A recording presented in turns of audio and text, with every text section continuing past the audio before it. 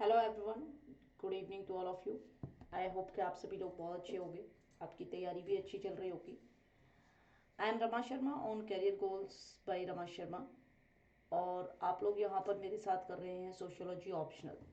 तो गाइस, जैसा कि आप सभी को पता है, हम लोग यूनिट 3 कर रहे थे, और यूनिट 3 में हमने लोगों ने रिसर्च मैथडोलॉजी के अंदर 2 पार्ट्स कवर किए थे। आज हम लोग पार्ट 3 करने वाले हैं, लेकिन उस सबसे पहले आप सबसे यही गुजारिश है कि जितने भी लोग इस सेशन को पहली बार देख रहे हैं, तो आप मैक्सिमम लाइक करें, शेयर करें अपने इस सेशन को, और चैनल को शेयर करें अपने फ्रेंड्स के साथ में। और जिन्होंने भी अभी तक सब्सक्राइब नहीं किया है तो सब्सक्राइब करें अभी आप लोग, जिससे कि ज़्यादा से ज़्यादा जो है लोग इससे जुड़ें और ज़्यादा से ज़्यादा लोगों को पता चले कि यहाँ पे एकदम सीक्वेंस वाइज जो है आपका सिलेबस कवर कराया जा रहा है।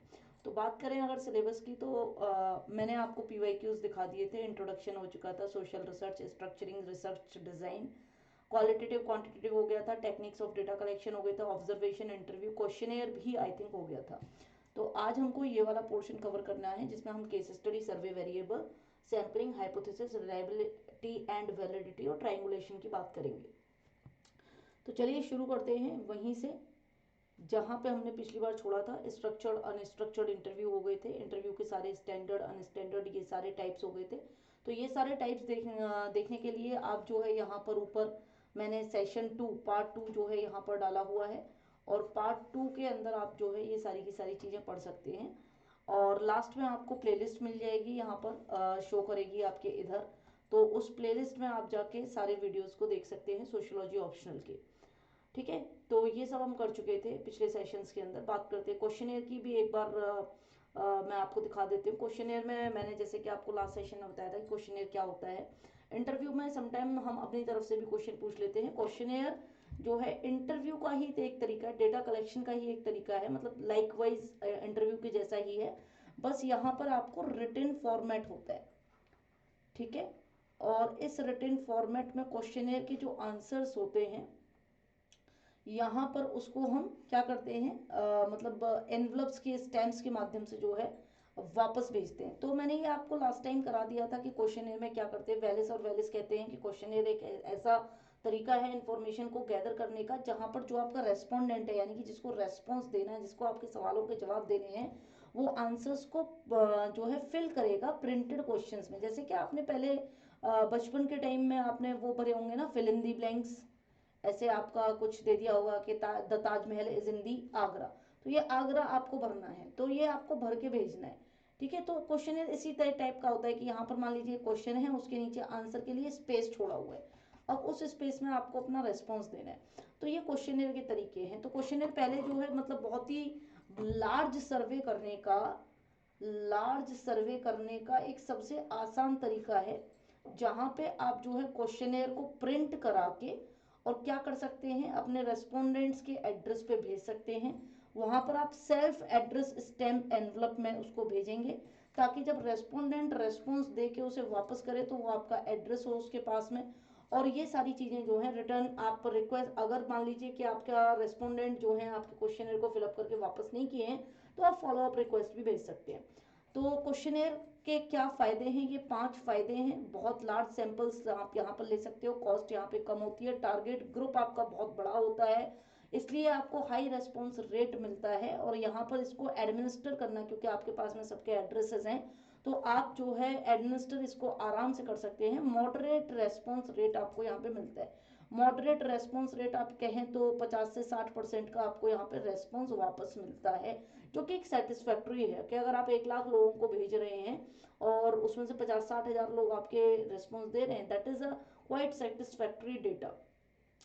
तो यहाँ पर क्वेश्चंस के टाइप हमने कर लिए थे, प्राइमरी, सेकेंडरी, टर्शरी। प्राइमरी में आप टू द पॉइंट डायरेक्ट सवाल पूछते हैं, सेकेंडरी में आप थोड़ा सा जो है सवाल का अपना फॉर्मेट चेंज करके जो है पूछते हैं, और टर्शरी में एकदम घुमा फिरा के पूछते हैं। जैसे कि प्राइमरी क्वेश्चन है कि आपके परिवार में डिसीजन कौन लेता है, ठीक है, सब सीधा सीधा आपसे पूछ रहे हैं परिवार में डिसीजन कौन लेता है। सेकेंडरी, इसी क्वेश्चन को आप जो है घुमा फिरा के ऐसे कह सकते हैं कि अच्छा, आपके बच्चों की शादी होगी तो कौन सेलेक्ट करेगा कि आपकी बेटी को किससे शादी करनी है।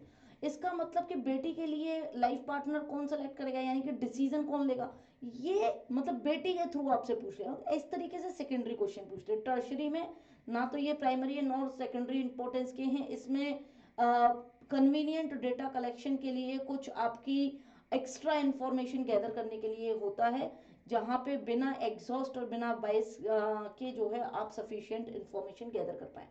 Close ended, open ended questionnaire, ये जो है हमने आपको बता दिया था। अब बात करते हैं आज के सेशन की। तो एक बार थोड़ा सा क्विक रिव्यू हो गया है जो हमने पढ़ा है।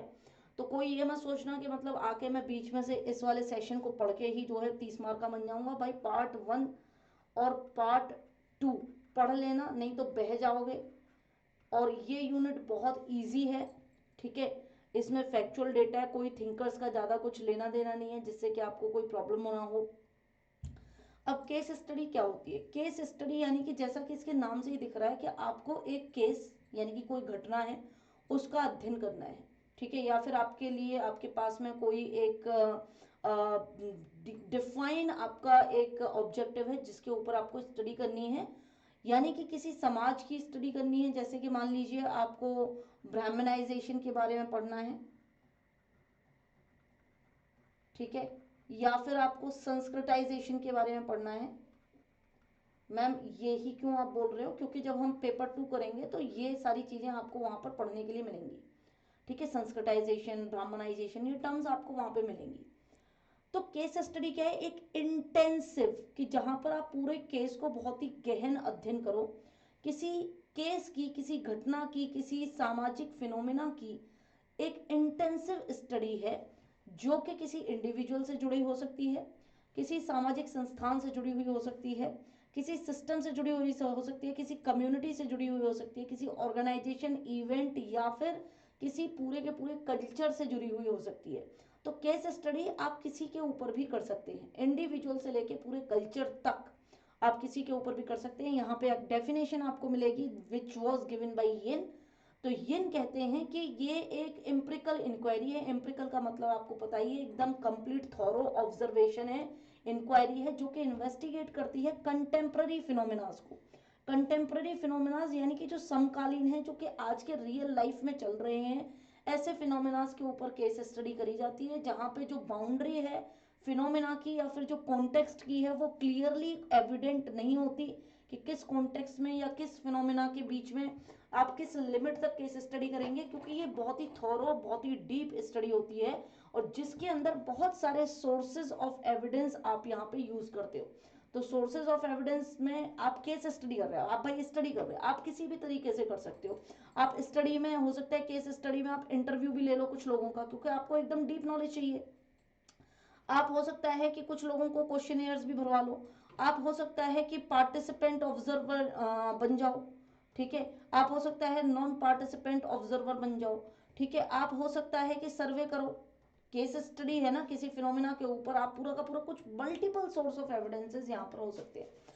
तो केस स्टडी के अंदर आप इंडिविजुअल केसेस को भी पढ़ सकते हैं, जैसे कि मान लीजिए किसी पर्टिकुलर क्रिमिनल के ऊपर आप पढ़ रहे हैं, पर्टिकुलर क्रिमिनल की केस स्टडी कर रहे हैं, ठीक है। या फिर आप उस क्रिमिनलाइजेशन के, लोग मतलब क्राइम क्यों करते हैं, नेचुरल एनवायरनमेंट उसका आप जान सकते हैं, ठीक है। बहुत ही लॉन्ग पीरियड ऑफ टाइम में क्या क्या फैक्टर हो सकते हैं किसी जगह पे क्राइम के, जैसे कि हो सकता है वहाँ अनएम्प्लॉयमेंट का रेट हो सकता है कि वहाँ पे पॉवर्टी बहुत ज़्यादा हो सकता है वहाँ पे इलिटरेसी बहुत ज़्यादा हो। तो over the period of time criminalisation जैसे कि एक एग्जांपल ले लेते हैं, तो उसकी भी आप स्टडी कर सकते हो। तो यहाँ पर डेटा कलेक्शन के मेथड्स के बारे में नहीं दिया होता है, ठीक है, क्योंकि ये एक रिसर्च की स्ट्रेटजी है। केस स्टडी एक स्ट्रेटजी है जहाँ पे आप बहुत ही विस्तृत कॉम्प्रिहेंसिव इंक्वायरी और इन्वेस्टिगेशन करते हैं कंटेम्प्रेरी फिनोमिनास की। तो इसमें it is not a method of data collection, ये मेथड ऑफ डेटा कलेक्शन का तरीका नहीं है, ये पूरा का पूरा जो है एक रिसर्च कॉन्सेप्ट है, ठीक है। ये पूरा का पूरा एक एम्पिरिकल इंक्वायरी है, एक इन्वेस्टिगेशन का तरीका है। ये यहाँ पर सिर्फ और सिर्फ डेटा कलेक्शन नहीं होता, यहाँ पर पूरी की पूरी उस फिनोमिना से जुड़ी हुई पूरी की पूरी अध्ययन करी जाती है, ठीक है। तो ये सारी चीज़ें हैं, जैसे कि इसके अंदर जो है एनालिसिस जरूर होती है। It is not just narrative account of event, ये किसी इवेंट, किसी घटना का या किसी घटनाओं के क्रम का, सीरीज ऑफ इवेंट्स का कोई एक नैरेटिव नहीं है कि अच्छा ये घटना ऐसे हुई, ये घटना ऐसी हुई, ये घटना वैसी हुई। बल्कि केस स्टडी उन सारी घटनाओं के पीछे की एनालिसिस है कि वो घटनाएं क्यों हुई, उनका कॉजल एक्सप्लेनेशन हम यहाँ पर देखते हैं, ठीक है। उनका कॉजल एक्सप्लेनेशन हम यहाँ पर देखते हैं, कारण, ठीक है, कॉज एंड उस कॉज का क्या इफेक्ट रहा, वो सब हम यहाँ पर एनालाइज करते हैं पूरे के पूरे थ्योरेटिकल फ्रेमवर्क के अंदर, और फिर जो है हम थ्योरेटिकल कंक्लूजन्स पे पहुंचते हैं। तो कैरेक्टरिस्टिक्स क्या हैं, ये मेरे हिसाब से आपको समझ में आ गया होगा कि यिन ने तो इसकी परिभाषा दी है। यिन के बाद में हार्टफील्ड नाम के एक सोशियोलॉजिस्ट हैं, उन्होंने बताया है कि केस स्टडी किस तरीके से बेहतर है और क्या इसकी खूबियां हैं, क्या इसकी कैरेक्टरिस्टिक्स हैं। केस स्टडी में आप इंडिविजुअल से लेके पूरी की पूरी होल यूनिट तक की स्टडी कर सकते हो, ठीक है।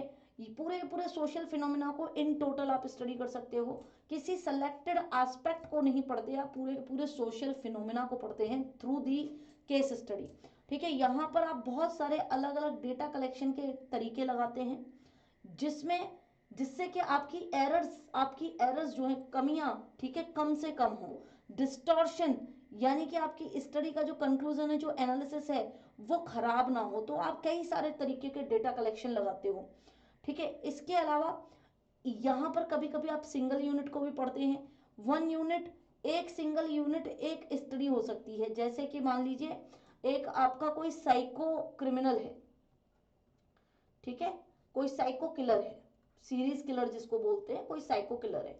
अब उस साइको किलर की जो साइकिक है, ठीक है, उसके पीछे के क्या कारण हैं समाज से जुड़े हुए।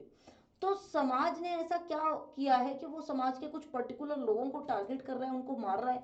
तो ये सिंगल यूनिट, सिंगल स्टडी होगी उस साइको किलर की। ये दुनिया के साइको, सारे के सारे साइको किलर या सीरीज किलर्स की स्टडी नहीं होगी। तो यहाँ पर आप सिंगल यूनिट की भी स्टडी कर सकते हैं, पूरे के पूरे उस पर्टिकुलर, बेसिक सी बात है कि उस पर्टिकुलर केस की भी स्टडी कर सकते हैं।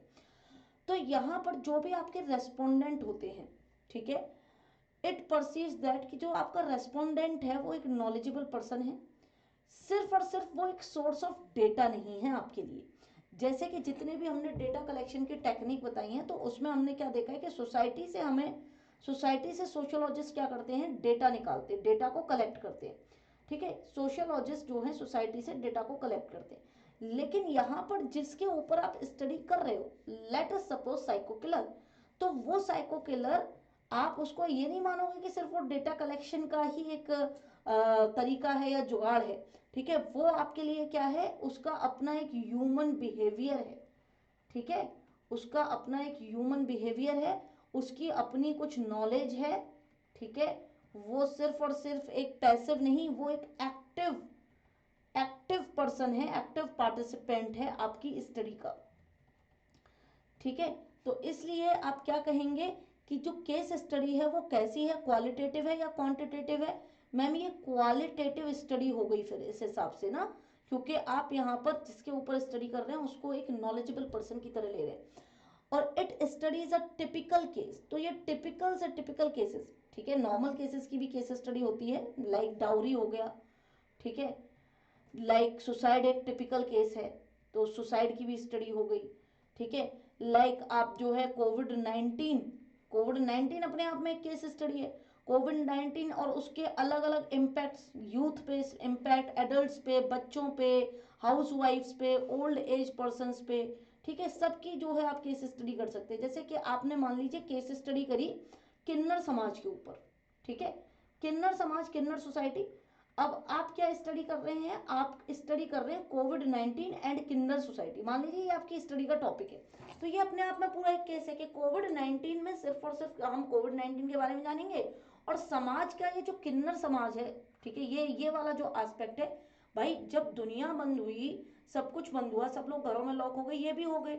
अब ये तो जॉब करते नहीं है, ठीक है, तो इनका तो एक ही सोर्स है ना, आप समझ रहे हैं, इनका तो एक ही सोर्स है कि ये हम लोगों से पैसे लेते हैं बधाइयों के माध्यम से या किसी भी अन्य माध्यम से। तो सोचो कि इनके ऊपर क्या इम्पैक्ट पड़ा होगा, इनकी तो सारी अर्निंग, सारी सोर्सेज ही बंद हो गए। तो इस पर्टिकुलर चीज क्या क्या प्रॉब्लम्स आई होंगी, तो आप किन्नर सोसाइटी में जाएंगे, आप किसी, हो सकता है कि किसी एक किन्नर से भी डिस्कस करें ये सारी चीजें वहां पे। आप हो सकता है कि पूरी पूरी यूनिट, पूरे पूरे इनके कल्चर के बारे में पढ़ें, पूरा कोविड 19 का इम्पैक्ट देखें इनके ऊपर। तो कहने का मतलब है ये पूरा अपने आप में केस स्टडी बन जाएगी, ठीक है। अब इसके पर्पस क्या होते हैं, इसके काफ़ी सारे पर्पस हैं। आप कोई केस स्टडी किस लिए करते हो, क्योंकि ये एक इन्वेस्टिगेटिव, मेजर इन्वेस्टिगेशन का ये एक प्राइमरी स्टेप होता है, सबसे प्रिलिमिनरी स्टेप होता है किसी भी मेजर इन्वेस्टिगेशन का, जिससे कि जिन लोगों के ऊपर आप स्टडी कर रहे हो वेरिएबल्स जो हैं, ठीक है, उनके बारे में आप जान सकें, आप प्रोसेस जो है वो देख सकें कि क्या प्रोसेस होगा, क्या रिलेशनशिप है, ठीक है, किस किस एस्पेक्ट की कैसे कैसे रिलेशनशिप है। कोविड-19 का ही अगर आप किन्नर सोसाइटी के ऊपर इम्पैक्ट देखते हैं या फिर आप साइको किलर के ऊपर स्टडी करते हैं, तो कौन कौन सी चीज़ें हैं जो उससे रिलेटेड हैं, ठीक है, जिनके ऊपर आपको और इंटेंसिव इन्वेस्टिगेशन करने की ज़रूरत है। तो केस स्टडी उन सारी चीज़ों का एक प्रिलिमिनरी यानी कि पहला ही स्टेप बन जाता है। केस स्टडी के अंदर हम जो है डीपली एनालाइज करते हैं, डीपली एनालाइज करने के बाद हम इस्टेब्लिश करते हैं जनरलाइजेशन कि अच्छा जनरल सेंस में क्या हुआ होगा।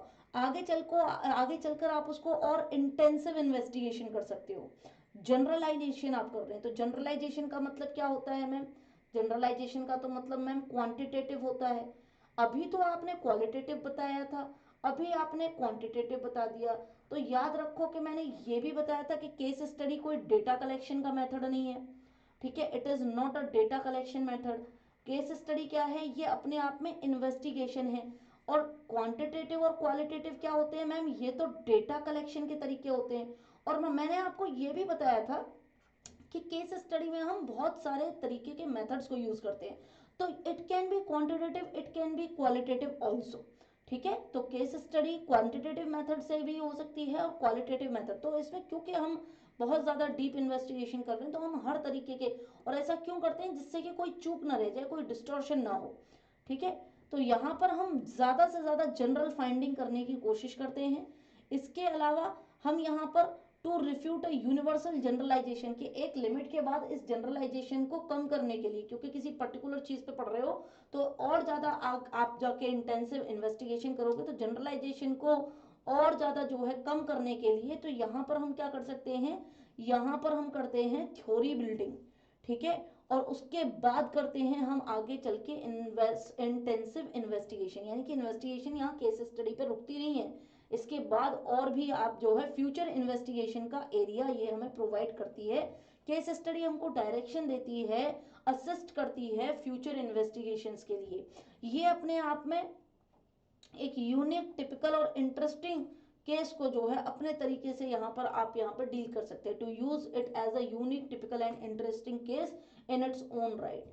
यहाँ पर आप हाइपोथेसिस फॉर्म करते हैं। हाइपोथेसिस यानी कि जनरल आपकी कोई प्रिजम्पशन, जनरल आपका कोई कंक्लूजन हो गया, ठीक है। तो अब आप उस हाइपोथेसिस को लेके किसी आगे की चीज पर रिसर्च कर सकते हो, ठीक है। टू गेट इंटीमेट और डिटेल इंफॉर्मेशन आप यहाँ पे निकाल सकते हैं किसी भी समाज की स्ट्रक्चर, उसकी प्रोसेस, उसकी कॉम्प्लेक्सिटी के बारे में, ठीक है। यहाँ पर आप जो है वेरिएबल्स को ऑपरेशनलाइज कर सकते हो, कॉन्सेप्चुलाइज कर सकते हो। कहने का मतलब ये, जब आप वेरिएबल्स पढ़ोगे आगे चल के तब मैं आपको बताऊंगा कि वेरिएबल का ऑपरेशन मतलब कैसे कॉन्सेप्चुलाइज करते हैं वेरिएबल्स को। तो इसको, इस पॉइंट को अभी थोड़ी देर के लिए रोक लीजिएगा अपने पास। तो यहाँ पर हम क्वांटिटेटिव फाइंडिंग्स भी करते हैं, जनरलाइजेशन करते हैं। उस जनरलाइजेशन को आगे चल के इंटेंसिव इन्वेस्टिगेशन के थ्रू हम क्या कर सकते हैं, पर्टिकुलर में लेके आ सकते हैं। और यहाँ पर हम क्वांटिटेटिव स्टडी की फिजिबिलिटी को भी टेस्ट कर सकते हैं केस स्टडी के माध्यम से। तो ये सारी चीज़ें हैं। क्वांटिटेटिव स्टडी में जो है इसका जनरलाइजेशन होता है, क्वालिटेटिव में हम ह्यूमन बिहेवियर पर्टिकुलर की बात करते हैं। केस स्टडी के टाइप्स की अगर मैं बात करूं तो केस स्टडी हिस्टोरिकल हो सकती है, ऑब्जर्वेशनल हो सकती है, ओरल हो सकती है, ठीक है। इसके अलावा केस स्टडी सिचुएशनल हो सकती है, किसी पर्टिकुलर सिचुएशन की। क्लिनिकल हो सकती है, क्लिनिकल यानी कि साइकोलॉजी और क्लिनिकल साइकोलॉजी का यहाँ पर आ सकता है, किसी हॉस्पिटल के अंदर, किसी प्रिजनर के अंदर, ठीक है, किसी प्रिजनर के ऊपर आप स्टडी कर रहे हो जेल में, कोई विमेन है जो जो मतलब इन अ रेस्क्यू होम उसके ऊपर कर रहे हो, कोई बच्चा है स्कूल के अंदर, तो क्लिनिकल केस स्टडीज भी आप कर सकते हो। आपने एक मूवी देखी होगी यार, जो याद हो तो आपको, कौन सी मूवी थी, मेरे को नाम याद नहीं आ रहा है अभी, ठीक है। नाम याद जैसे ही आता है तो मैं बताती हूँ कि उसमें कैसे आप केस स्टडीज करते हैं। तो कहने का मतलब, और जैसे एक है मल्टी केस स्टडी, ठीक है। इसके बाद जो है फिर हम सब सर्वे पढ़ेंगे। तो केस स्टडी के जितने भी अभी तक क्वेश्चंस आए हैं उसमें यही आई है, कैरेक्टरिस्टिक क्या है, पर्पस क्या है, केस स्टडी क्या होती है और इसके टाइप्स क्या हैं। इसके अलावा आज तक ऐसा कुछ आया नहीं है जिसको और हमें पढ़ने की ज़रूरत हो। तो एक बार हम इसके टाइप्स देख लेते हैं। तो हिस्टोरिकल, जैसे कि ना आपको नाम से ही समझ में आ रहा है, ये ऐसी स्टडीज होती हैं जो कि ओवर द टाइम पीरियड, ठीक है, किसी ऑर्गेनाइजेशन के ऊपर करी जा रही हैं, किसी सिस्टम के ऊपर करी जा रही हैं। ठीक है, एक ऐसी स्टडी है जहां पर आप हिस्टोरिकल स्टडी कर रहे हो, यानी कि आप अतीत से जो है अतीत के एस्पेक्ट्स को भी वहां पर देख रहे हैं, इतिहास में जो एस्पेक्ट अतीत यानी कि पास्ट के एस्पेक्ट्स को भी देख रहे हैं। This study trace the development of an organization system over the time. कोई सिस्टम कैसे जो है आगे बढ़ा है, तो आगे कैसे बढ़ा है कोई सिस्टम आज की डेट में कैसा है, उसके लिए आपको उसका पास्ट देखना पड़ेगा। तो जैसे कि आपने कोई एडल्ट क्रिमिनल के ऊपर आप स्टडी कर रहे हो, ठीक है, तो कोई एडल्ट क्रिमिनल के ऊपर आप स्टडी कर रहे हो तो आप सबसे पहले कैसे देखोगे, जैसे कि आपको मूवीज में भी दिखाया जाता है कि कोई गुंडा गुंडा क्यों बना या कोई डाकू डाकू क्यों बना, क्योंकि बचपन में उसके साथ कुछ कुछ ऐसा ऐसा ऐसा ऐसा ऐसा हुआ होगा। ठीक है, तो आप उसकी चाइल्डहुड से पूरी की पूरी स्टडी करना शुरू करते हैं। चाइल्डहुड में क्या हुआ, अच्छा जब थोड़ा सा टीनेजर था, एडोलसेंस था, तब क्या हुआ, फिर जब यंग था, यूथ में आया, जवान हुआ तो क्या हुआ, तब जाके फिर जो है आप उसकी एडल्ट क्रिमिनल। आपने देखा टीवी पे जब अभी वो एक कौन सा था जिसको मारा था, मतलब एनकाउंटर किया था यूपी पुलिस ने, ठीक है, विकास, आई थिंक विकास नाम था उसका। तो टीवी चैनल क्या दिखा रहे थे, आप ये देखो ना, वो भी तो केस स्टडी यही है कि वो उसका एनकाउंटर हुआ। टीवी चैनल क्या दिखा रहे हैं, इस तारीख को हुआ था जन्म, इस गांव में हुआ था जन्म, पिता ये करते थे, माँ ये करती थी, बचपन में ये किया, पहला जुर्म ये किया, पहली बार इस साल की इस उम्र की इस उम्र में पहली बार जेल गया, उसके बाद छूटा, उसके बाद रिहा हुआ। ये क्या है, पूरा का पूरा जो है इतिहास खोद डाला उसका। ठीक है, अतीत पूरा का पूरा निकाल दिया। तो ये historical case study, Vikas Dubey I think नाम था उसका। तो this type depends more on interviews. अब ये सारी चीजें कहाँ से निकल के, कैसे पता चला मम्मी का नाम क्या है, पापा का नाम क्या है, भाई जब एनकाउंटर हो रहा था तो आधार कार्ड लेके तो घूम नहीं रहा था वो। तो आपने जाके रिपोर्टर्स ने जाके क्या किया, वहां पे जाके लोगों से पूछताछ करी, इंटरव्यू लिए, रिकॉर्ड करी बातें, डॉक्यूमेंट से बातें निकाली, मतलब यानी कि जो उसके डॉक्यूमेंट्स रहे होंगे जेल के अंदर, उन सब चीजों से उनके केसेस के बारे में पता चला कि भाई पहली बार कब ये जेल गया था। तो ये सारी चीजें क्या हिस्टोरिकल केस स्टडी के अंदर आती हैं। दूसरा है ऑब्जर्वेशनल केस स्टडी।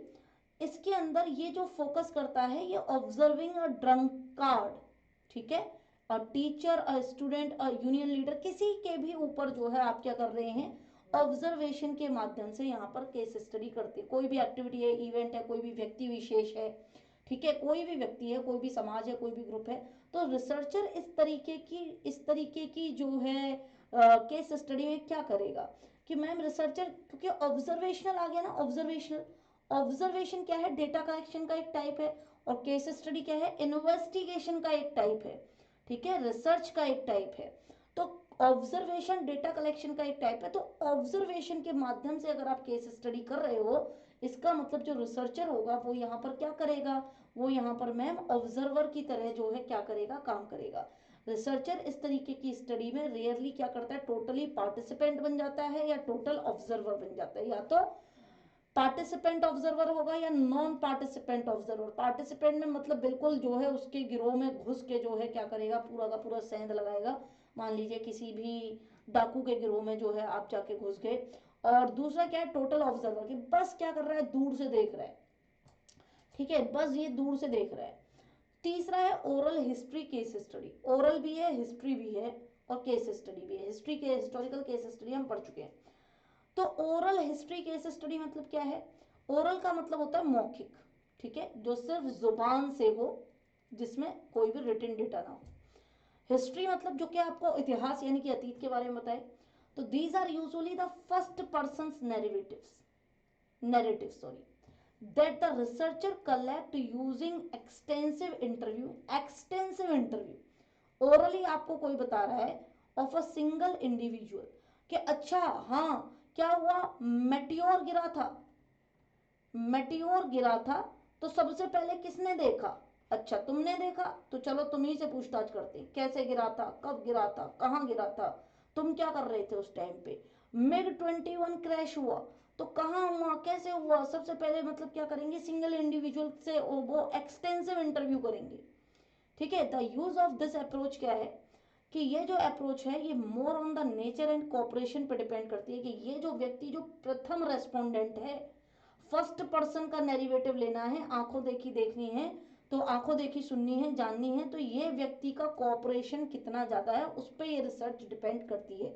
अगर ये व्यक्ति कोऑपरेट ना करे, बोले कि अरे मैं तो मतलब लो मैं तो गाय चराने जा रहा था, मेरी गाय के ऊपर मेटेओर गिर गया, मेरी गाय भी मर गई, मैं तुम्हें अब इंटरव्यू दूंगा कि अपनी गाय के ऊपर देखूंगा। तो अगर मान लो यही नहीं देता है तो ओरल हिस्ट्री केस स्टडी तो गई काम काम से, कोई बताने वाला ही नहीं है उसका फर्स्ट पर्सन नैरेटिव। ये है सिचुएशनल केस स्टडी।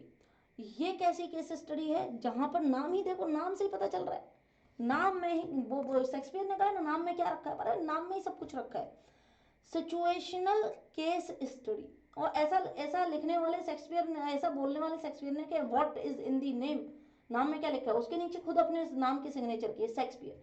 अरे तो भाई नाम में कुछ नहीं रखा तो खुद अपना नाम क्यों लिखा। तो सिचुएशनल केस स्टडी यानी कि किसी सिचुएशन से जुड़ी हुई, किसी पर्टिकुलर इवेंट से जुड़ी हुई, किसी किसी घटना विशेष से जुड़ी हुई। तो जहां पर हम केस स्टडी करेंगे किसी पर्टिकुलर इवेंट की, इसमें जितने भी इवेंट के अंदर पार्टिसिपेंट रहे होंगे, ठीक है, जिन्होंने इस इवेंट को देखा होगा या फिर उस इवेंट का ये खुद पार्ट रहे होंगे, वो हमको नोट करने हैं। जैसे कि आप बात करें कम्युनल राइट, तो मैंने एग्जांपल बड़े अच्छे अच्छे देने की कोशिश करी है यहाँ पे, अगर आप समझोगे तो आपको अच्छे से समझ में आएंगी चीज़ें। कम्युनल राइट, ठीक है, जो आपके दंगे वंगे होते हैं, कम्युनल राइट्स की बात करते हैं। कम्युनल राइट्स कैसे शुरू हुए होंगे, ये तो वही बता सकता है ना जो कम्युनल राइट्स के टाइम पे वहां मौजूद होगा या जिसने कम्युनल राइट होते हुए देखा होगा।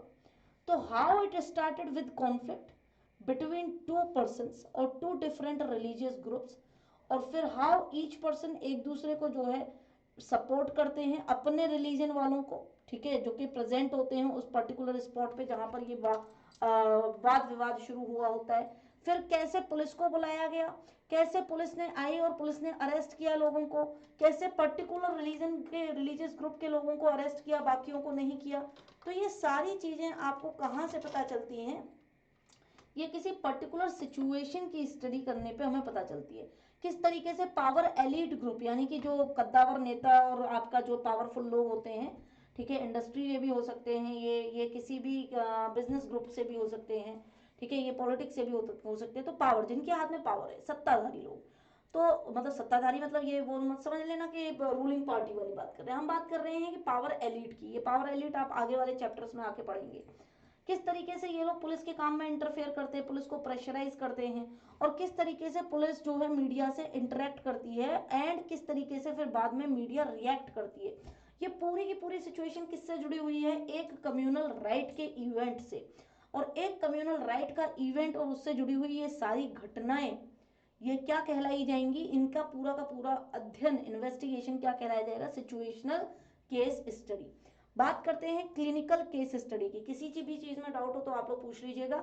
ये जो अप्रोच है, ये अप्रोच जो है हमको समझाती है किसी पर्टिकुलर इंडिविजुअल के बारे में, जो कि या तो किसी हॉस्पिटल का पेशेंट हो, या फिर कोई जेल का कैदी हो, कोई विमेन हो जिसको कि मतलब छुड़ा के रेस्क्यू होम में लाया गया हो, कोई बच्चा हो जो कि प्रॉब्लमेटिक चाइल्ड हो, प्रॉब्लमेटिक चाइल्ड मतलब कि प्रॉब्लम चाइल्ड जिसके साथ में कुछ गलत हो रहा हो, जिसके साथ में कुछ प्रॉब्लम्स आ रही हो स्कूल के अंदर, ठीक है। तो इनकी इनके ऊपर आप जो भी करते हैं, मतलब यहाँ पर बेसिकली आप देखिए कि ये लोगों की साइकोलॉजी से जुड़ा हुआ है ना। अब कोई जेली है, ठीक है, कैदी है, तो उसकी साइकोलॉजी से जुड़ी हुई है ना, उसकी पूरी की पूरी स्टडी। आप पेशेंट की बात कर रहे हैं तो वो साइकोलॉजिकल आप वहां पे इम्पैक्ट देखेंगे। रेस्क्यू होम में कोई विमेन है, ठीक है, या फिर किसी बच्चे के साथ चाइल्ड अब्यूज हुआ है स्कूल में या कहीं पर भी, तो ये इनकी जो स्टडी होती है, ये आप अब उस बच्चे की बात किसी दूसरे बच्चे से तो नहीं पूछेंगे ना, तो आप पर्टिकुलर उसी बच्चे से पूछेंगे, उसी कैदी से पूछेंगे, उसी पेशेंट से पूछेंगे, उसी महिला से पूछेंगे।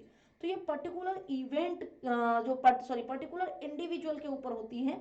और इस पर्टिकुलर इंडिविजुअल का आप क्या करेंगे भाई, आप या तो इस पर्टिकुलर इंडिविजुअल को देखेंगे, निगरानी रखेंगे, ऑब्जर्व करेंगे, ऑब्जर्व एकदम पास से, या फिर इंटरव्यू करेंगे इसका, इससे पूछेंगे सवाल जवाब। इंटरव्यू ऐसा मतलब नहीं टीवी पे, रेडियो पे, फोन पे, यूट्यूब पे, मतलब आपस में वार्तालाप करके इंटरव्यू करेंगे। या फिर इसके रिकॉर्ड्स, पास्ट रिकॉर्ड्स देखेंगे, जैसे कि अगर कैदी है तो उसके पास्ट रिकॉर्ड से भी आपको डेटा मिलेगा। अगर हॉस्पिटल में कोई व्यक्ति है तो उसकी रिपोर्ट्स होंगी, मेडिकल रिपोर्ट्स, उनसे आपको डेटा मिलेगा। बच्चे को अगर मान लीजिए बच्चे के मार्क्स नहीं आ रहे हैं अच्छे, बच्चा फेल हो रहा है और बच्चे ने मतलब बच्चा सुसाइड करने जा रहा है या सुसाइड कर चुका है, तो आप उसके रिपोर्ट कार्ड्स देखोगे, आप उसके स्कूल में जाके लोगों से पूछोगे, ठीक है। अगर मान लीजिए कि बच्चा सुसाइड कर चुका है तो पर्टिकुलर इंडिविजुअल तो है नहीं, तो फिर आप उसके रिपोर्ट कार्ड, स्कूल के फ्रेंड्स वगैरह उन सबसे पूछोगे, तो वो वाली स्टडी कौन सी आ जाएगी जिसमें आप पर्टिकुलर व्यक्ति पर नहीं कर रहे हो, तो वो फिर क्लिनिकल नहीं होगी। जब बच्चा बचा ही नहीं तो क्लिनिकल कैसा, फिर उसमें तो क्या है, आप उसकी पूरी की पूरी सिचुएशनल केस स्टडी करोगे कि यहाँ पे सिचुएशन क्या होगी, सुसाइड, वो सुसाइड क्यों हुई, कैसे हुई, क्या हुआ पहले, मतलब उस दिन सुबह क्या हुआ, उस दिन रात को क्या हुआ, माँ बाप ने क्या किया, वो फिर सिचुएशनल हो जाएगा। मल्टी केस स्टडी में क्या होता है कि इसमें जो है कई सारी कलेक्शन ऑफ केस स्टडीज करते हैं हम, कई सारी केस स्टडीज को कलेक्ट करते हैं और क्या करते हैं, एक रिप्लिकेशन बनाते हैं, ठीक है। रिप्लिकेशन यानी कि सारी की सारी केस स्टडीज का एक सार निकालते हैं जो कि आपस में किसी न किसी चीज से जुड़ी हुई होती हैं। मल्टीपल एक्सपेरिमेंट्स जो है यहाँ पर हमें देखने होते हैं, मल्टीपल एक्सपेरिमेंट्स हम लोग यहाँ पर देखते हैं, एक सेकंड रुकिएगा, ठीक है। मल्टीपल एक्सपेरिमेंट्स देखते हैं, ये जो लॉजिक है, ठीक है, जैसे कि मान लीजिए हमने 3 केस स्टडी ले ली और 3 केस स्टडीज को फिर मतलब पूरा का पूरा केस स्टडी ले ली, मतलब पूरा इन्वेस्टिगेशन हो चुकी है, उनको एनालाइज किया तीनों को कि तीनों में क्या संबंध है, ठीक है। तीनों में संबंध देखने के बाद में एक लॉजिक निकाला हमने, रिप्लिकेशन लॉजिक बोलते हैं इसको, रिप्लिकेशन लॉजिक। ये जो लॉजिक है वो तीनों की तीनों केस स्टडीज में क्या होगा, फिट बैठना चाहिए। Each case will either produce contrary result और सिमिलर रिजल्ट, या तो ये लॉजिक जो है बिल्कुल सेम रिजल्ट यहाँ पर जो आ रहे हैं वो या तो मतलब किसी न किसी तरीके से जुड़ा होना चाहिए, या तो पॉजिटिवली या नेगेटिवली, ठीक है। जो आपका रेप्लिकेशन लॉजिक है वो इन 3 केस स्टडीज से या तो सिमिलर होना चाहिए या कॉन्ट्रेरी होना चाहिए। जो आउटकम आएगा, ठीक है, आउटकम या तो सपोर्ट में होगा, ठीक है, या तो सपोर्ट में होगा अगर पॉजिटिव है, सिमिलर रिजल्ट्स हैं, और अगर सपोर्ट में नहीं है तो क्या होगा, रीटेस्ट करोगे आप, रिवाइज करोगे आप, री यानी कि दोबारा करोगे, अनदर सेट ऑफ केस लोगे, और भी केस स्टडीज को फिर आप रीटेस्ट करोगे, रिवाइज करोगे। ऐसी केस स्टडी का फायदा क्या है, ऐसी केस स्टडी आपको सबूत जुटाने में, एविडेंस जो है कलेक्ट करने में और ज्यादा फायदे देती है। Evidence can be more compelling, क्योंकि आप ज्यादा से ज्यादा मल्टी केस स्टडीज जब एक साथ करते हैं तो आपके जो फाइनल आउटकम्स निकल के आते हैं, फाइनल लॉजिक्स निकल के आते हैं, वो ज्यादा कंपेलिंग होते हैं, कंपेलिंग यानी कि ज्यादा प्रभावशाली होते हैं। तो ऐसी केस स्टडी तो कोई नहीं करना चाहेगा ना जो जिसका कंक्लूजन प्रभावशाली ना हो, हर कोई वही केस स्टडी करना चाहेगा रिसर्चर जिसका कंक्लूजन प्रभावशाली हो। तो मल्टी केस स्टडी सबसे ज्यादा प्रभावशाली रिजल्ट्स देती है। तो ये हो गया जी आपका केस स्टडी। सर्वे और कर लेते हैं आज, ठीक है, सर्वे और कर लेते हैं फिर आगे पढ़ेंगे। अब सर्वे, सर्वे को कोई बताएगा मुझे हिंदी में क्या बोलते हैं? अच्छा, किसी को केस स्टडी में कुछ पूछना हो तो आप लोग पूछ लीजिएगा, सर्वे को क्या बोलते हैं, कोई बताएगा?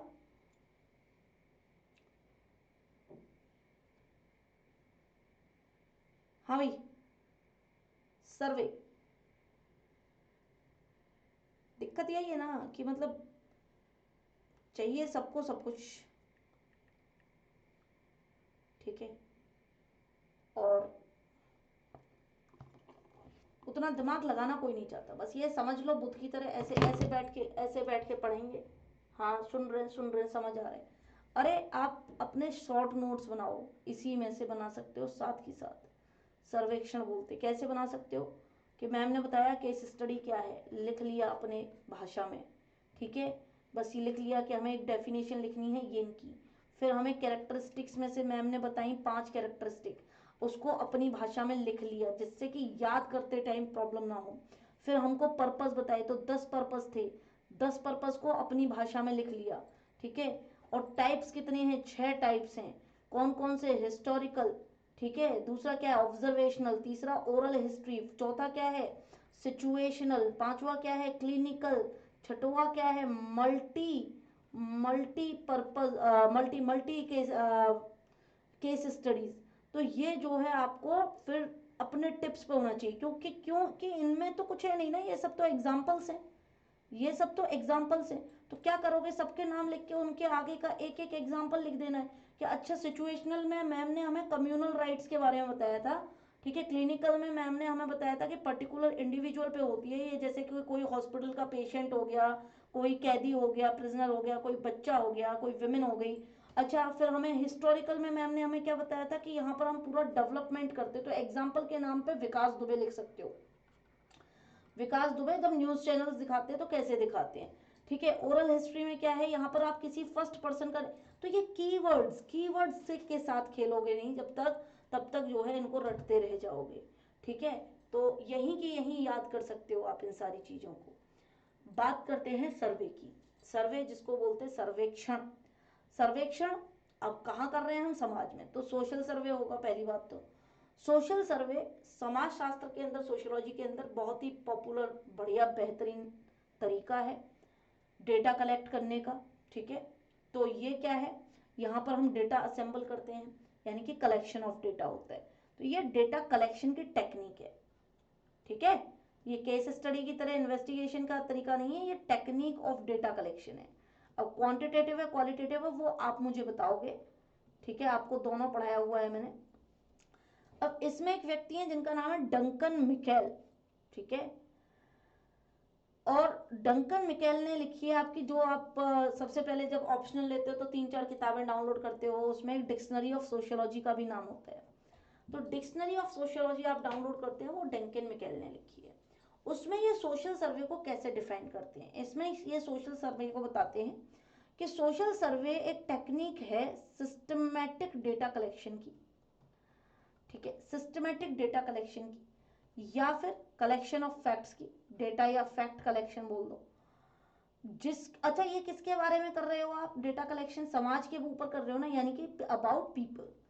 अबाउट पीपल किसके ऊपर कर रहे हैं, अबाउट पीपल कर रहे हैं, जो कि किसी पर्टिकुलर सोसाइटी में रहते होंगे, है ना, यानी कि लिविंग इन अ स्पेसिफिकल जियोग्राफिक, या फिर किसी, अब ये सोसाइटी कैसी हो सकती है, कोई जियोग्राफिक सोसाइटी हो सकती है, ठीक है। जब तक लिखोगे नहीं, यहाँ पे भी लिखा हो, लेकिन लिखोगे नहीं जब तक अपने हाथ से, तब तक मजा नहीं आएगा, तब तक याद नहीं हुई। कोई भी कल्चरल सोसाइटी हो सकती है, कोई भी एडमिनिस्ट्रेटिव डिवीजन हो सकता है जिसके ऊपर आप जो है डेटा कलेक्शन करें, ठीक है। एडमिनिस्ट्रेटिव डिवीजन हो सकता है, ठीक है, किसी भी जगह का, ऑफ एनी एरिया, उन लोगों का ये क्या है, एक सिस्टमेटिक कलेक्शन ऑफ फैक्ट है, ठीक है। सर्वे, सर्वे में मेन गोल क्या है मैम, सर्वे भी तो एक तरीका ही हुआ ना डेटा कलेक्शन का, हाँ। तो सर्वे में हमारा अल्टीमेट गोल क्या है, सर्वे क्यों अलग है, सर्वे में हम सोशल फैक्ट्स को गैदर करते हैं। ऑब्जर्वेशन में हम सिर्फ ऑब्जर्व कर रहे थे और देख रहे थे कोई चीज कैसे हो रही है। क्वेश्चनेयर में हमारे कुछ सेट ऑफ क्वेश्चंस थे जिनके हमें आंसर्स चाहिए थे। इंटरव्यू में हम जो है डायरेक्ट क्वेश्चन पूछ रहे थे, ठीक है। यहाँ पे हम सोशल फैक्ट्स को गैदर कर रहे हैं। अब ये सोशल फैक्ट्स को गैदर करने के ना कुछ स्टेप्स हैं, ऐसे तो जाओगे नहीं, चले जाओगे मुंह उठा के और जाके जो है सोशल फैक्ट गैदर कर लाओगे, नहीं। पर्पस क्या है, 9 स्टेप्स हैं इसके। सबसे पहला आपको पता होना चाहिए कि आपका उद्देश्य क्या है, ऑब्जेक्टिव, ठीक है। ऑब्जेक्टिव यदि आपको पता है, यानी कि जिसको आप पर्पस भी कह रहे हो, पर्पस, आपका उद्देश्य क्या है सर्वे करने का, किस चीज के बारे में करना चाहते हो, क्या आपका उद्देश्य है, क्या आप एंड रिजल्ट चाहते हो, क्या जानकारी किस चीज के बारे में इकट्ठी करना चाहते हो, ठीक है। जैसे कि मैंने आपको इंट्रोडक्शन में दिखाया सबसे पहले कि भाई यहाँ पे ये सब हम पढ़ चुके हैं, ठीक है। तो सबसे पहले मैंने आपको टेबल ऑफ कंटेंट दिखाई कि जब आपकी ये एंड होगा तो आपको ये सारी चीजें आ चुकी होंगी, ठीक है। ये सब आपको मैंने बता दिया है, ये सब जो है आपको जब ये यूनिट खत्म होगी तो ये आ जाएगा, यानी कि यूनिट शुरू करने से पहले मेरे पास एक ऑब्जेक्टिव था, ठीक है। मेरे पास एक ऑब्जेक्टिव था कि मेरे को इस यूनिट में ये पढ़ाना है, और जब यूनिट खत्म होगी, यानी कि मान लीजिए कि सर्वे के पहले आपको पता है कि आप किस चीज पे सर्वे कर रहे हो और सर्वे का रिजल्ट कैसा आना चाहिए, यानी कि सर्वे जब खत्म होगा तो आपके पास में ऐसा तो नहीं है ना कि आइसक्रीम पे सर्वे कर रहे हो और छोले भटूरे का रिजल्ट आ रहा है, हाँ भाई, हाँ, या छोले भटूरे पे सर्वे कर रहे हो और आइसक्रीम रिजल्ट में निकल के आ रही है, ऐसा तो नहीं है ना। अगर छोले भटूरे पे रिसर्च कर रहे हो तो छोले भटूरे का ही कुछ आना चाहिए, छोले भटूरे से ही मिलता जुलता, हाँ भाई। ऐसा ही है ना कि मैदा आए, छोले आए, मसाला आए, ऐसा तो नहीं है ना कि मतलब दूध आ रहा है उसमें छोले भटूरे में। अब मैम आपने छोले भटूरे और आइसक्रीम का क्यों दिया, क्योंकि आजकल बहुत ही वाहियात रेसिपी चल रही है, छोले भटूरे आइसक्रीम, पाव भाजी आइसक्रीम, है ना। वो आइसक्रीम और छोले भटूरे दोनों को मिक्स ही कर दिया यहाँ पे, दो बिल्कुल अलग अलग चीज़ें। हमारे यहाँ कहते हैं कि दूध को कभी भी नमक के साथ में नहीं, मतलब नमक वाली चीज़ के साथ में दूध नहीं पीना चाहिए।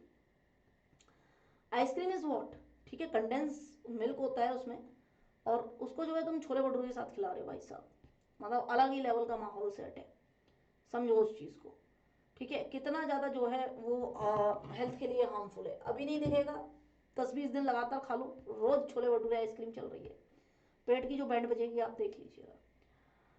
तो हम लोग बात कर रहे थे कि भाई पर्पस, सबसे पहला स्टेप है हमारा पर्पस। पर्पस जब आपने ना एक्सपेरिमेंट्स लिखे होंगे, है ना, 11th-12th में, या फिर जो बीटेक वाले होंगे उन्होंने बाद में लिखे होंगे, तो सबसे पहले तो आप ऑब्जेक्टिव लिखते थे। एक्सपेरिमेंट जब लिखते थे तो सबसे पहले आप ऑब्जेक्टिव लिखते थे। ऑब्जेक्टिव के बाद में आप डिफाइन करते थे कि आपकी मतलब प्रॉब्लम क्या है, डेफिनेशन ऑफ प्रॉब्लम। या फिर आप ऐसे समझ लो, एक और तरीका बताता हूँ, आपने एप्लीकेशन लिखी होगी बचपन में, है ना, एप्लीकेशन फॉर लीव। तो एप्लीकेशन फॉर लीव क्यों लिख रहे हो भाई, फॉर लीव, क्योंकि ये यही तो आपका उद्देश्य है कि मैं एक एप्लीकेशन लिखूंगा, ठीक है, टीचर को थमाऊंगा, प्रिंसिपल को थमाऊंगा, और मेरे को बाद में क्या चाहिए, क्या चाहिए मुझे, उस पर सिग्नेचर चाहिए, सिग्नेचर चाहिए, तभी तो आपकी लीव एप्लीकेशन, आपका ऑब्जेक्टिव फुलफिल होगा। तो अगर आप एक कागज पे, कोरे कागज पे ये लिख के ले जाओ, क्या, एप्लीकेशन फॉर लीव, आपके हो जाएंगे क्या सिग्नेचर, हाँ, सिग्नेचर होकर छुट्टी मिल जाएगी क्या, नहीं। फिर आप बताओगे to the principal this this this, ठीक है, फिर आप यहाँ पे लिखोगे ऑब्जेक्टिव, फिर आप यहाँ क्या लिखोगे, क्यों चाहिए छुट्टी, application for leave for the sisters marriage, ठीक है, फॉर द मतलब एनीथिंग एल्स, जो भी है आप, ठीक है। मोस्टली दादी बाबा को मारते थे, ठीक है, मतलब कि हमारी दादी खत्म हो गई है, हमारे बाबा खत्म हो गए, हमारी नानी खत्म हो गई है, तो आप पूरी डेफिनेशन लिखोगे, मतलब डेफिनेशन यानी कि डिफाइन करोगे कि आपको क्या चाहिए। उसके बाद अब आपको पता है कि आपको क्या चाहिए, आपका स्कोप ऑफ स्टडी क्या है वो भी आपको पता है कि आपको किसके ऊपर स्टडी करनी है, क्योंकि ऐसा तो नहीं है ना कि मतलब अटलांटा, मतलब आपको मतलब जो है नॉर्वे के लोगों पे स्टडी करनी हो और आप जो है यहाँ रामपुर में घूम रहे हो, हाँ भाई, ऐसा तो नहीं है, नहीं है। तो फिर आपका स्कोप ऑफ स्टडी आपको पता है, ठीक है। तो आगे जाके आप क्या करोगे, जो भी जिस भी स्कोप के ऊपर आप स्टडी कर रहे हो, आप वहां पे जाके एविडेंस इकट्ठा करोगे।